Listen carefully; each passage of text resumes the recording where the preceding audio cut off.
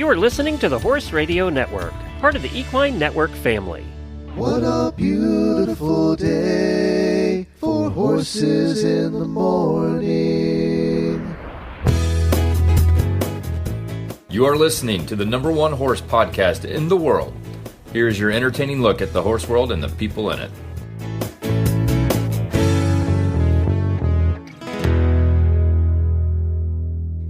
I'm Meghan Brady, and you're listening to Galloping Getaways for Thursday, January 29th.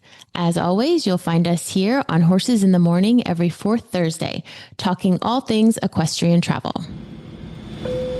Ride away with us on this special monthly Equestrian Travel episode, brought to you by the Equestrian Travel Association. Welcome to Galloping Getaways, the podcast that explores the soul of equestrian travel, where meaningful adventure, cultural connection, and uncompromising horse welfare come together. I'm your host, Meghan Brady, equine wellness practitioner, mentor, and founder of the Equestrian Travel Association. Each episode, we explore what equestrian travel looks like when it's built with intention, through the people, places, and professional standards that shape the industry behind the scenes. Today's episode is a little different. Instead of traveling to a destination or sitting down with a guest, I'm taking time to talk about the Equestrian Travel Association itself, why it was created, the standards it exists to hold up, and how the mission is being expressed with greater clarity moving forward. This conversation sets the tone for the year ahead and for the kinds of stories we'll be telling on Galloping Getaways. Stories grounded in integrity, accountability, and the care for both horses and the people who work with them. So settle in, take a breath, and join me as we talk about the foundation behind equestrian travel done right. Today's episode is a little different. I'm not joined by a guest. Instead, I'm sharing a conversation about the Equestrian Travel Association, why it was created, and how its mission is being carried forward with greater clarity. I am here with Glenn from Horses in the Morning. Hey, Meghan, it's good to be on the show again. It's been a while. Yeah, I'm happy to have you. Well, it's so much fun. I'm glad that you asked me to join today because, one, we get a chance to talk, and also, I know that you have a little bit of a direction change for ETA this year, and I thought it'd be fun to hear about that. I know you're always thinking about evolving and making it better and, how you do things. And I know it's all centered around the benefit of the horse, whether it's our horses or the horses of the travel destinations that you talk to. And, it's interesting because one of the things, and I saw it pop up in our auditor room again the other day, somebody was going to one of the islands, I think. They were going on vacation to one of the islands, and they asked, is there a good place to go that treats the horses well? And I think that's become a theme now for people traveling from the United States because we've all heard the horror stories. Yeah, right? Absolutely. Yeah, and I think that's why your site's so important. Of course, I sent them to your site. That's why your site's so important, is because there needs to be a warehouse of information about the places that are legitimate and that do treat their horses well. Yeah, absolutely. And that's where I had to, take a step back and kind of restructure the association and the ETA. So the mission hasn't changed for us. That's absolutely the same.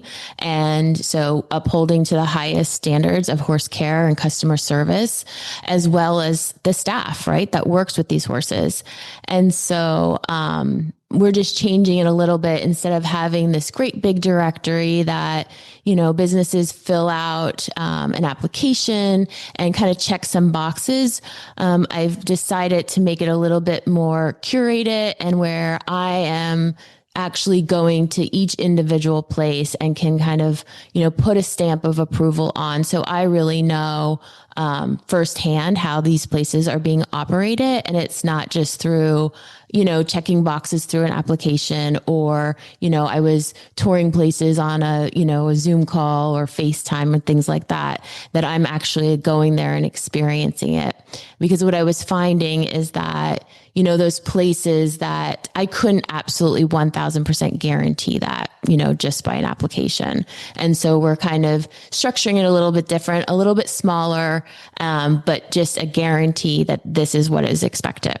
Well, and you, in fairness, too, to some of the places, they probably, they think that their horse care is up to standard, but different people's standards are different, right? So, For sure. And, I like so when you first started this, when was it? So it first got started actually in 2011. That's when it first started. I think we talked to you then. Isn't that when we first talked? It was years ago. Yep. Yeah. Yeah. Obviously, a very long time ago. Yes. And the idea was you wanted to have a directory pretty much of all the travel places that were out there, reputable ones, obviously, but all the travel places that were out there, and have this comprehensive directory of pretty much all the ones in the world. And I think back then things were different too. Directories weren't as common back then, and in all different areas, not just this, but in all different areas, things were different. It was 13 years ago and the internet was different. And social 1,000%. Media was just beginning, Yeah, there was not, what it is today by any means. There was no Instagram. I just had a Facebook page at the time. So what I'm hearing is now it's actually, now, and as you scale, it's hard. As you scale, if you want a directory of all things, it's hard to make sure that all those things are one, accurate, right? What they're telling you is accurate. Yeah. And also you can't do the personal touch. So I kind of get where you're coming from now, in that you have visited a lot of places, and there's a lot of places on your website that you have seen in person. Yeah. And you have visited, but not all of them, right? Because you can't. One person can't do a lot. Yeah. And that was the idea of also I had the advisory board, and that's going to be changing as well. And so it wasn't just all on me to go visit places. So, because you do have a real job too. Yes, I do. I do have another job. Yeah. And, you're a body worker with horses, and you've written a book, and you've done all that stuff. So this is one of your jobs.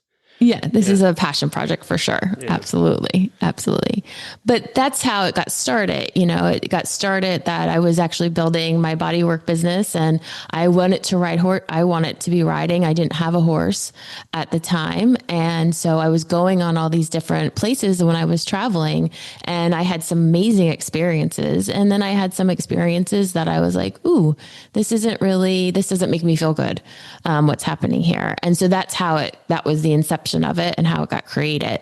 And then, it really evolved during that time. And then unfortunately, COVID happened and just everything kind of shut down. And now I think travel is different now, what I'm realizing. And people really like the kind of curated, kind of special touches of that. And I'm realizing that equestrian travel businesses are operating differently around that as well. It's not just, hey, come book a trip. And this is the set schedule.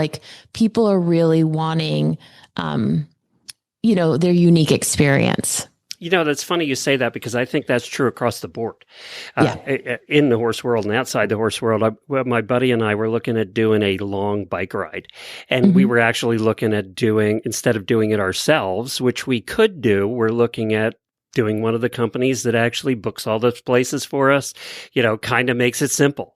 And because it just sounded like more fun that way. Yeah. Right? And I think, we have a lot of listeners that have done group trips, especially to Africa and places like that, because, you can do it yourself, but there's a lot less pressure if you're not. Yeah. And then you can actually just enjoy yourself and just, rather than having to think about logistics the whole time you're on the trip. Yeah. And anybody that's done long trips like you have knows that the logistic, it's so funny because we watch a lot of travel YouTubers on YouTube, some very popular, some not quite as popular, but, and then, it all looks easy.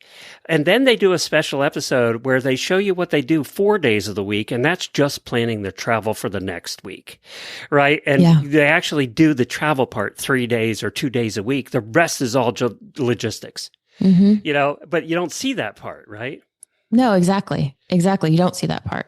And I think too, people want different experiences when they go, what you might want, when you go on vacation, even if it is around horses, might be what I want. And I just, I had that experience even this past year.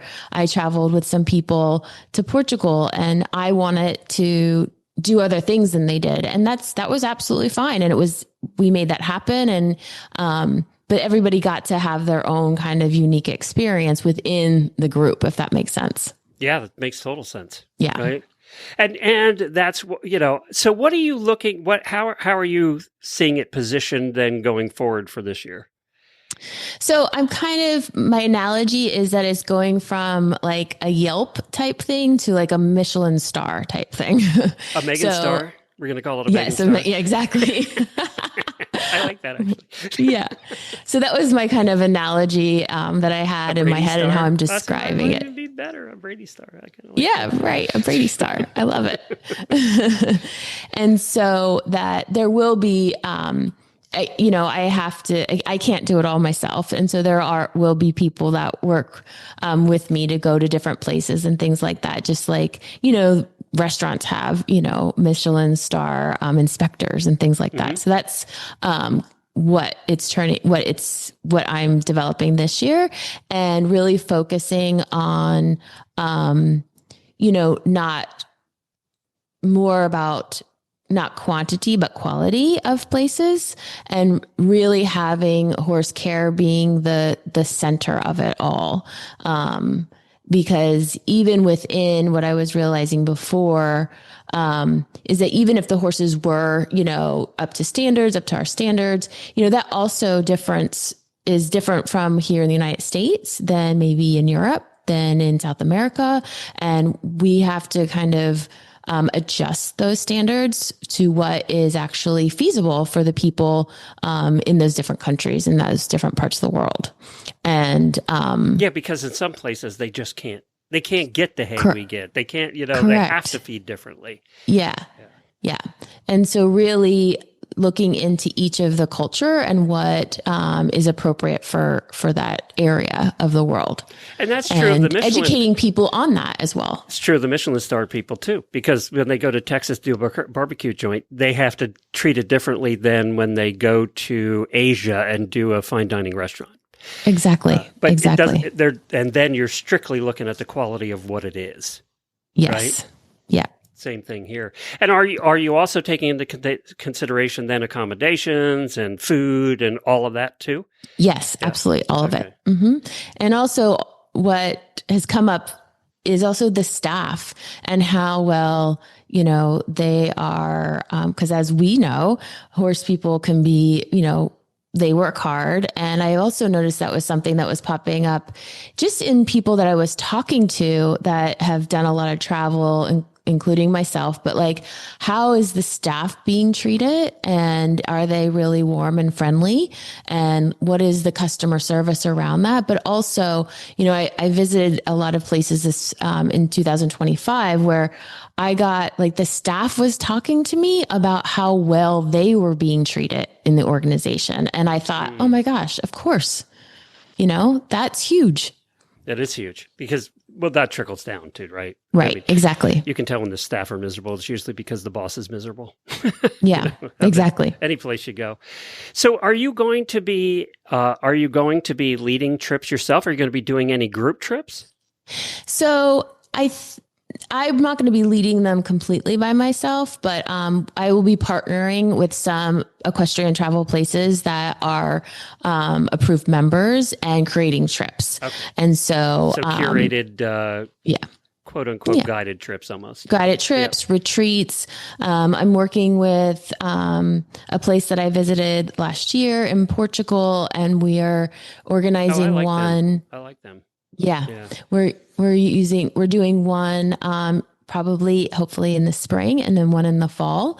And one is going to be really about horse centered and maybe a more mindset for riders. So that's going to be very specific for people who want to, get really into their mindset about riding. And they could be beginners or advanced. And then the one in the fall is going to be really about experiencing the Portugal culture and the Lusitano horse. And so there will be a lot more, touristy things that will be involved in that, not just riding the horses. Oh, that's very cool. Yeah. I like that. And so I wanted to ask you too, what's on your bucket list you've done so much travel with, horsey travel. What's on your bucket list yet? Man, I really would. I haven't done a safari, and I would love to do a safari. I can't believe that's one you've missed, because that's usually the one everybody wants to do first. Right? Yeah. That is one that is on my bucket list. That is something that I would love to do. And another one is I would love to go to Mongolia and ride in Mongolia. I know a little derby you could ride in. Yeah, exactly. No, I can't say that, because the last person I convinced to ride in the Mongol Derby as part of this show, she never forgave me. So, oh, really? Yeah, it was Leslie Wiley. We just had her on. She's forgiven me now. She's coming back. Okay. But I have a friend who's doing it this year. She had a trip. Yeah, I bet. So Jamie said I can never encourage anybody to do the Mongol Derby. Okay. Don't do it. Fair. Don't do it, Megan. Don't do it. No, I just want to go, and I don't want to do the Derby. Oh, I just want to go and experience cool it. Trips there with the reindeer and the whole thing. Yeah. They've made a whole industry out of equestrian travel to Mongolia now. It's quite incredible. Thing. Yeah. And they're hospitable people. We follow a girl who rides her motorcycle, and she just went through Mongolia, and it was everybody's welcoming, taking her to the yurts. She rode some horses, things like that. But she'd just ride up to these yurts, and they would say, "Oh, we got a place for." They always have a guest yurt, and they feed her and all this stuff, and she just shows up. That's so cool. That's a different culture. The guests are important. Yeah. Well, that's interesting. That's cool. Have you ever done Asia? Are there horsey trips in Asia? There are. I haven't personally done any, but I actually funny you say that, I just got recommended of a place, and I'll have to do some research on it that was that I should check out.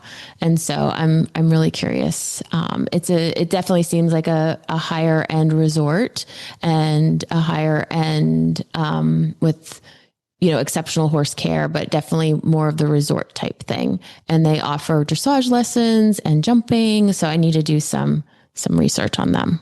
Yeah. I wonder if any of our listeners, if any of you, and the auditors, especially if you've done any trips, any horsey trips to Asia, let us know. Let us know what you did and please. Where you went. That would be great to hear about. Or even email me, and I'll forward it to Meghan at glenn@horseradionetwork.com. So I assume the website's going to be changing a bit and things like that. What's going to happen now going forward? Yeah, the website will be changing a bit. We're going to still have a sort of directory. It's just not going to be the way that it is designed right now. And then also there'll be a place where you can request if you want to curate your own trip, and what, you can send in that kind of request, and where you want to go and what do you want to do and what kind of experiences you have.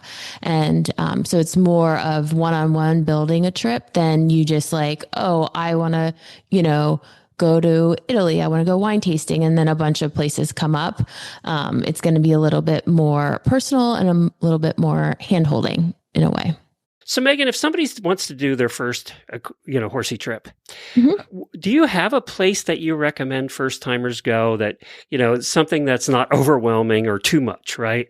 It's something that's going to kind of break them into what these trips are like. So it's not Africa for 14 days, right? So, right. Do you have places like that you recommend?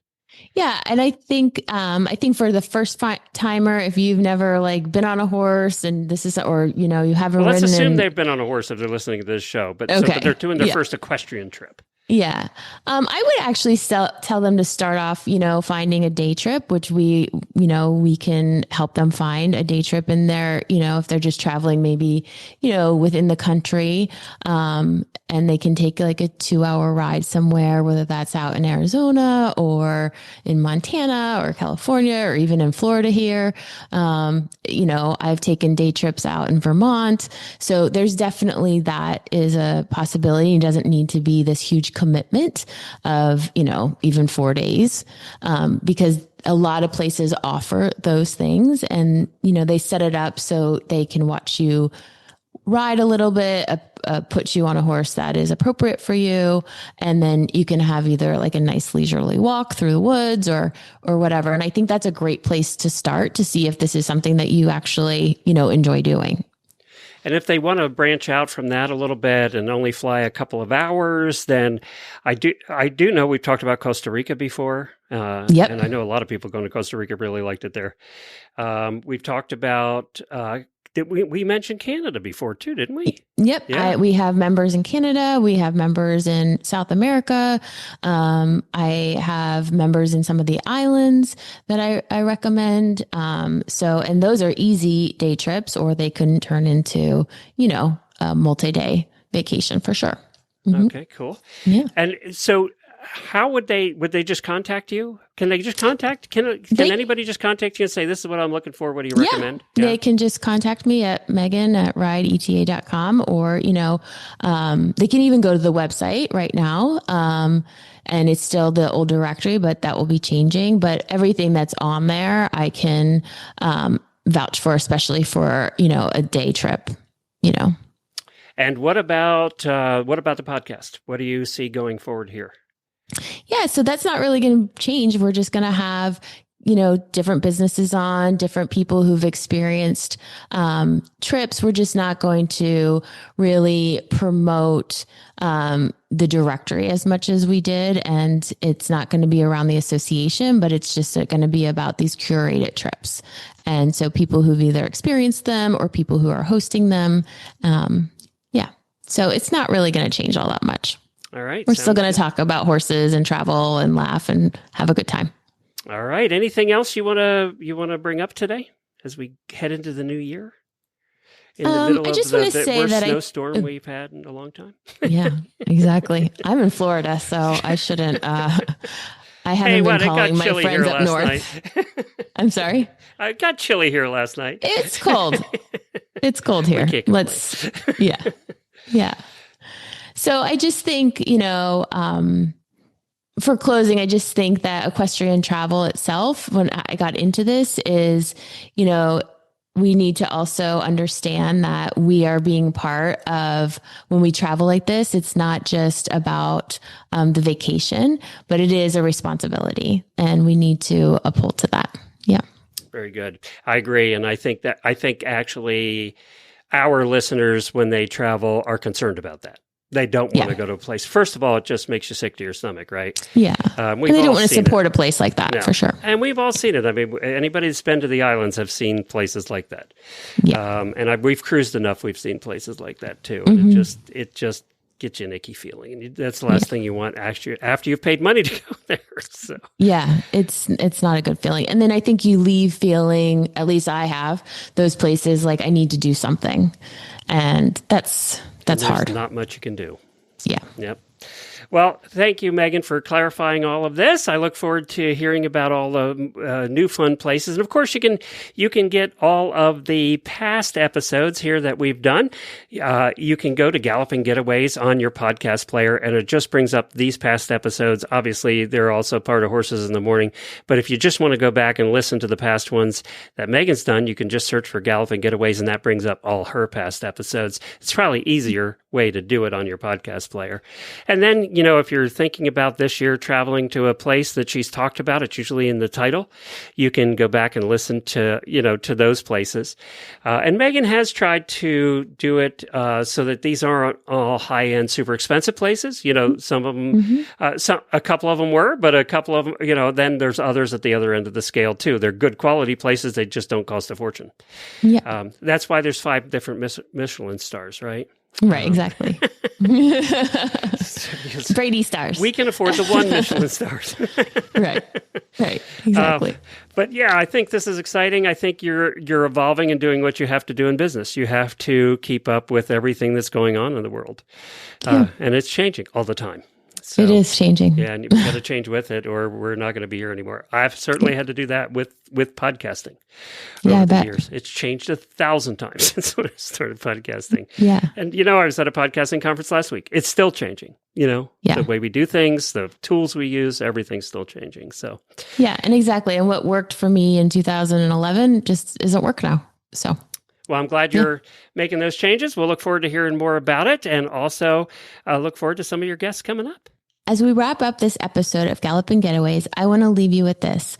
Equestrian travel works best when it's built on care, professionalism, and trust. The Equestrian Travel Association exists to uphold those standards and support equestrian travel experiences that meet a high bar for horse welfare, ethical business practices, and thoughtful delivery. If you'd like to learn more about the ETA or explore what kinds of experiences that reflect these values, you can visit us at rideeta.com. We hope you've enjoyed trotting along with us and discovering new destinations on horseback. Until next time, travel thoughtfully, ride with care, and I'll see you on Galloping Getaways.